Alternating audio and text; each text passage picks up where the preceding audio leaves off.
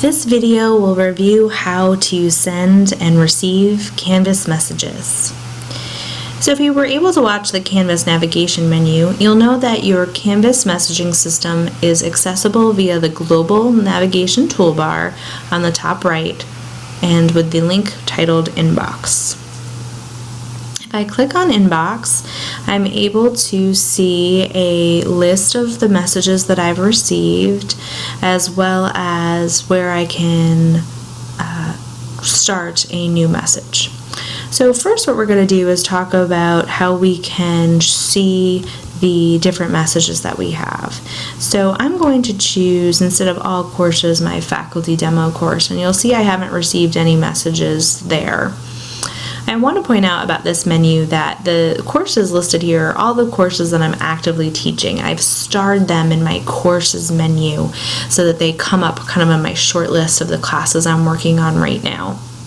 But I can always look for former courses that I've taught or been affiliated with, courses that I've concluded that are from past semesters, and I can also look specifically just for groups that maybe I've been associated with. So a lot of options in terms of sorting out messages. I also can choose to either view my inbox, my unread messages, my starred messages, my sent mail, anything I've archived. So I didn't want to permanently delete the message, but I didn't want it in my view anymore. And also, I can look at a list of submission comments. This is particularly helpful for students who want to see a quick summary of comments that you've sent back to them on their work. So that's roughly how I see the messages that maybe have been sent to me. The key menu here are these next items where I want to send a Canvas message. So I'm going to click here on the box with pencil icon, and when I hover over it, you'll see it says compose a new message.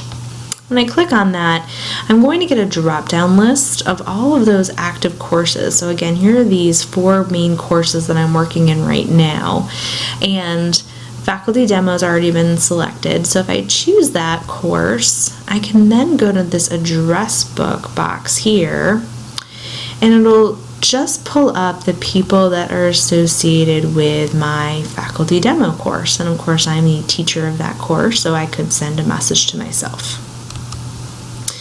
To see what this looks like with a class that has students in it, I can click on this course, I can search for students, and then lo and behold there's 9 people, and I could click on students to select individual students to send this message to. I can also click on all students, and that will allow me to send a message to all students.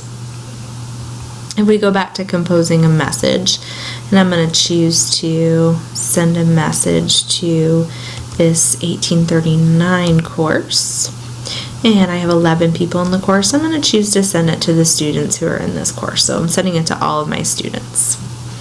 I have a subject line where I can, just like a regular email, where I can send my subject, and I can choose to send this as individual messages to my students or as a message to the whole class. Often I'm asked what the benefit of that is, and you can find out by hovering over the question mark.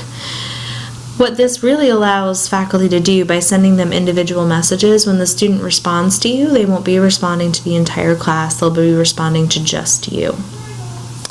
At the bottom, here's our text box where I can add text, and then at the bottom I can choose to either attach a file or I can attach a media upload where I can send the student an audio or a video recording of myself, either giving them feedback or sharing this message.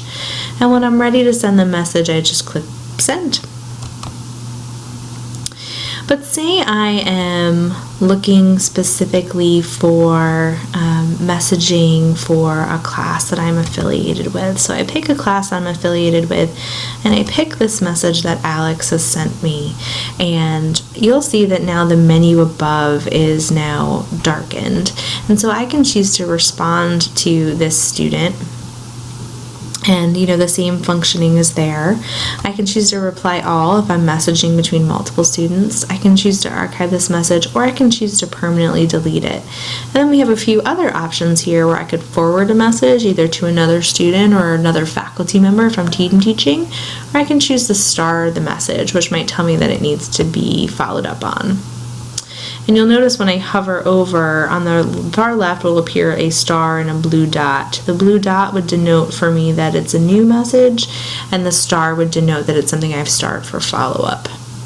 So in short, this is our Canvas messaging system. Do remember that Canvas messages send a copy of the message both to the student or faculty member's Canvas space, but also to their Longwood affiliated email. And although it looks like students can turn that preference off, they cannot. So a Canvas message will always go to a student's email, and a student can either choose to hit reply right within the email and use their email client, whether that's Outlook or Microsoft or Google, to respond to you. It will send a copy of that response back to the Canvas course, but a copy will also be sent to your email, your Longwood affiliated email. So it's very convenient to use. However, if you prefer, you can always log into Canvas and just keep your messaging in Canvas and be logged in to send a message or receive a message. That's Canvas messaging.